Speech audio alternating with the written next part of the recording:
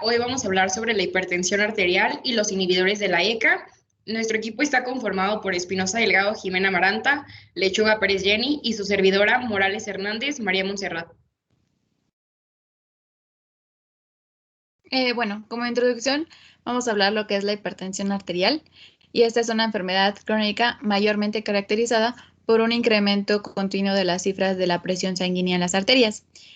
Como tenemos que saber, nuestra presión normal que debemos de tener es 120/80 milímetros de mercurio, pero también quisiera saber al respecto qué opinan mis compañeras o qué tienen que aportar más al respecto.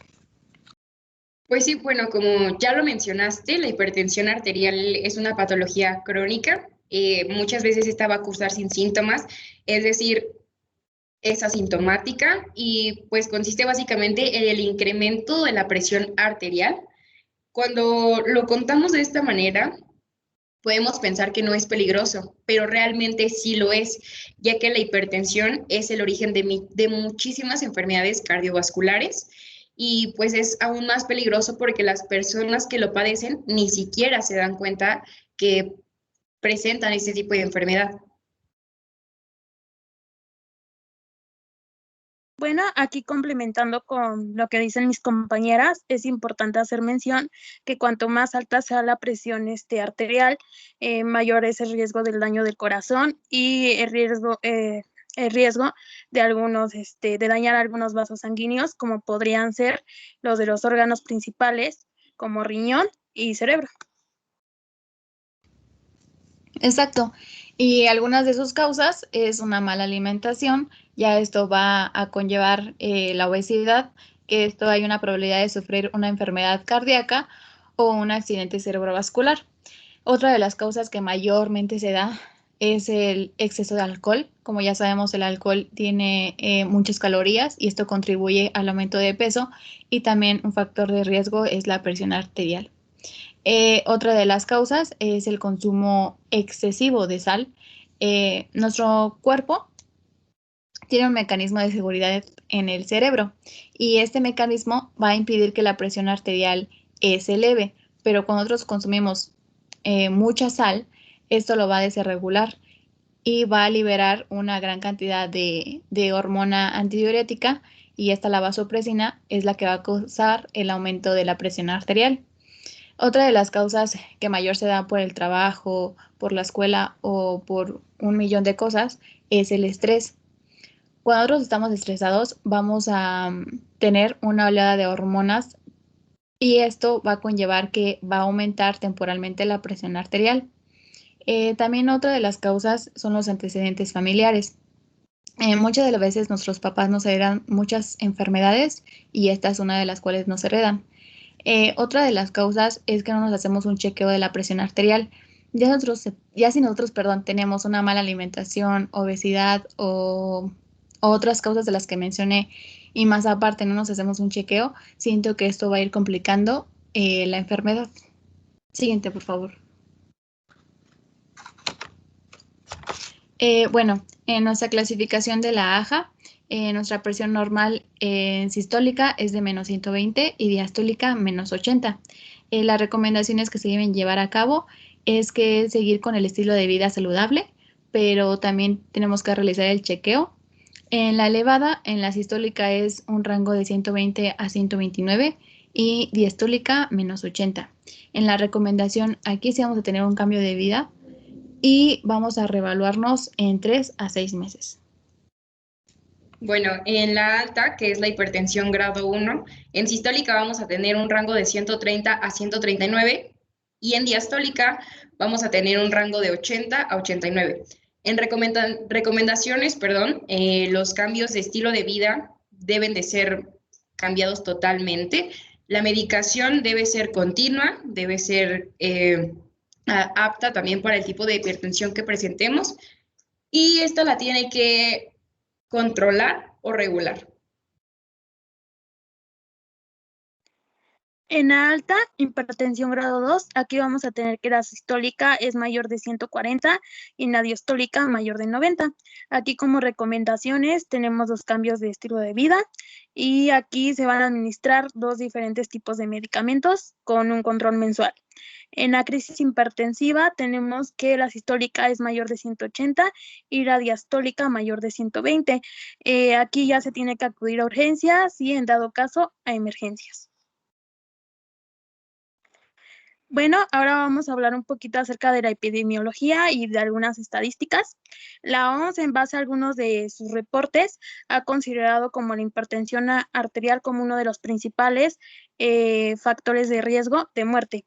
Y con esto conlleva a que el mayor tipo de personas que mueren son personas de 70 años, alrededor de 70 años, y lo que lleva a considerar la hipertensión arterial como una muerte prematura y evitable. Y aquí tenemos como la hipertensión afecta entre el 20 y 40% de la población adulta y significa que alrededor de 250 millones de personas padecen hipertensión. Y ya hablando un poquito más acerca de México, 1 de cada 4 mexicanos padece hipertensión arterial. En los hombres la prevalencia es de 24.9% y en mujeres de 26.1%. Y aquí, pues, como podemos tener, el 40% de estos no tienen ni siquiera un diagnóstico previo y pues no saben que cuenta con esta enfermedad que es de hipertensión arterial. Del 60%, solo la mitad de estos cuentan con un diagnóstico y son controlados con tratamiento farmacológico. Pues bueno, como ya lo habíamos mencionado anteriormente, en la mayoría de los casos no se presentan síntomas. Las personas que llegan a tener hipertensión arterial son asintomáticas. La hipertensión arterial se detecta cuando visitan a su médico porque llegan a tener otro tipo de padecimiento. Es decir, no van a su consulta médica porque tengan hipertensión, más bien van por otro tipo de problema que se presentó y ahí es cuando se dan cuenta que la hipertensión está presente. Entonces, la mayoría de las personas que llega a tener esta enfermedad tiene problemas cardíacos o insuficiencia renal. Cuando se llegan a presentar síntomas, son mareos al levantarse o al cambiar de posición, cefalea, adormecimiento de la mitad de nuestro cuerpo, visión borrosa o visión de lucecitas y zumbido de oídos.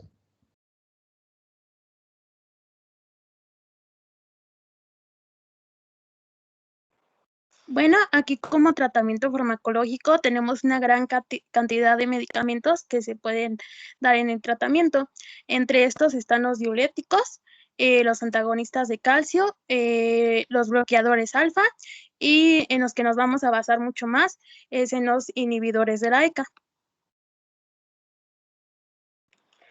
Aquí como su mecanismo de acción de estos medicamentos vamos a tener que van a bloquear los efectos de la hormona angiotensina 2, que como ya sabemos es una hormona producida por los riñones y al bloquear este efecto lo que van a hacer los YECA van a relajar los vasos sanguíneos y eso va a hacer que disminuya la presión arterial. Y pues aquí vamos a tocar 3 medicamentos principales. Ya como mi compañera lo mencionó, la clasificación de los medicamentos es de primera generación, que es lo captopril, la segunda generación es enalapril y la tercera generación es lisinopril.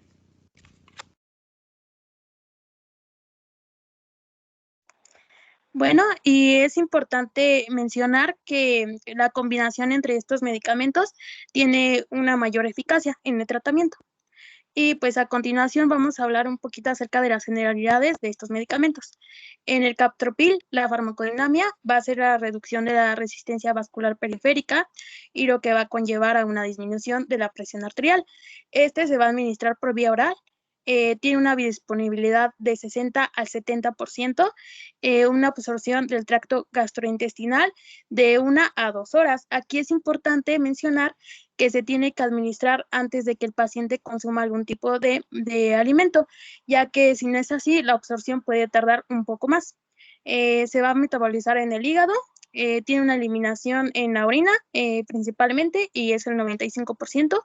Su vida media de eliminación es de 2 horas y en la dosis recomendada es de 6.25 a 50 miligramos.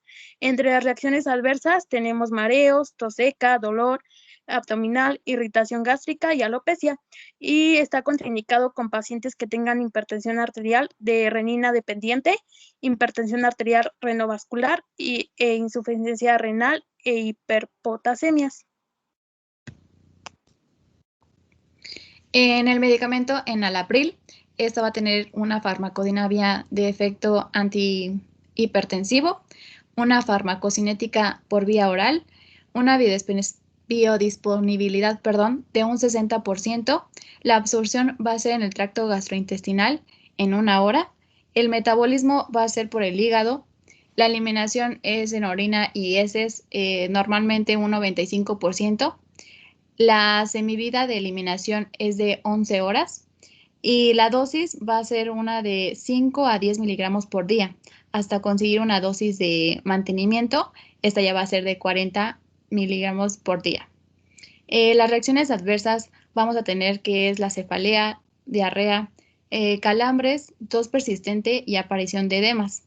En las contraindicaciones vamos a tener estenosis renal bilateral, insuficiencia renal grave e hipertensión arterial sistémica. Bueno, ahora vamos con el lisinopril. Aquí su farmacodinámica igualmente es un efecto antihipertensivo, el cual va a reducir la presión arterial, pero va a ser sin alterar la frecuencia cardíaca y el gasto cardíaco. En la farmacocinética igual se va a administrar por vía oral, tiene una biodisponibilidad de 60%, su absorción principalmente es en el tracto gastrointestinal, pero aquí solo se va a absorber solo el 25% en 6 horas. O sea, la absorción es mínima. No tiene un metabolismo y la eliminación es por orina. La semivida de eliminación es de 12 horas y la dosis es de 10 miligramos. Una dosis efectiva de mantenimiento es de 20 miligramos y la dosis máxima es de 80 miligramos. Aquí como reacciones adversas vamos a tener mareo, cefalea, tos y disfunción renal. Está contraindicado en mujeres embarazadas, en mujeres que estén dando lactancia y en pacientes con algún tipo de angioedema. Bueno, en consecuencias, como el corazón debe realizar un mayor trabajo, las paredes van a aumentar de tamaño, por lo que vamos a necesitar más sangre para alimentarse. Cuando las arterias no son capaces de aportar esta sangre, se produce una angina o un infarto al miocardio. En otros casos, el exceso de trabajo del corazón va a terminar por agotarlo y esto va a ocasionar una insuficiencia cardíaca. El riñón también puede sufrir insuficiencia renal y la va a ir desarrollando poco a poco. La afectación de las arterias del cerebro produce infartos cerebrales o hemorragias y la vista resulta dañada por la afectación de pequeños vasos de la retina. Entonces, si nos damos cuenta, las consecuencias realmente sí son muy fuertes si no se detecta a tiempo este tipo de hipertensión. Aquí vamos a tener como prevención, mayormente tenemos que tener una dieta saludable, rica en proteínas, lípidos, grasas y legumbres. También tenemos que hacer ejercicio, por lo mínimo caminar 1 hora, 2 horas. También tenemos que evitar el consumo de alcohol en exceso, como también el consumo del tabaco, y vamos a tener que monitorear la presión arterial para checar cómo estamos.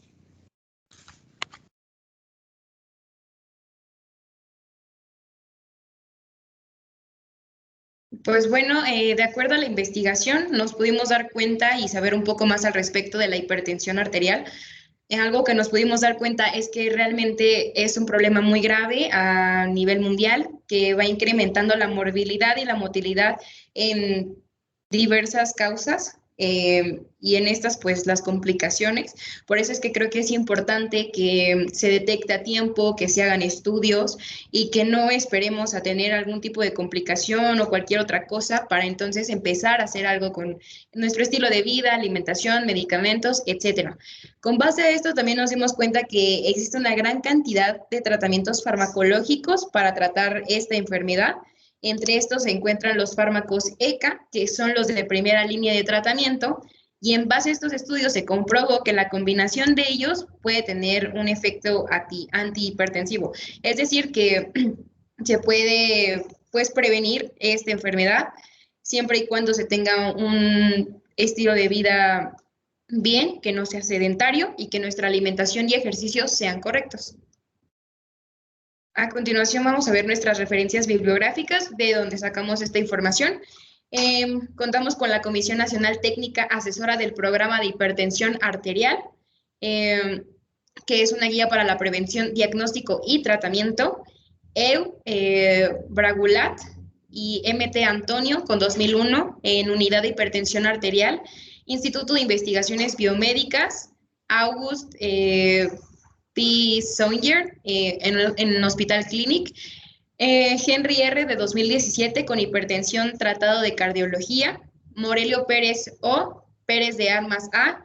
En importancia del diagnóstico certero de la hipertensión esencial, la hipertensión de bata blanca, la Organización Mundial de la Salud, información general sobre hipertensión arterial, una enfermedad que mata en silencio, una crisis de salud pública mundial, y cómo prevenir la hipertensión, citado en 26 de abril del 2016. Eso ha sido todo por el día de hoy, esa fue nuestra presentación. No sé si mis compañeras quieran aportar algo más. No, espero que les haya agradado y ya. Pues gracias por su atención.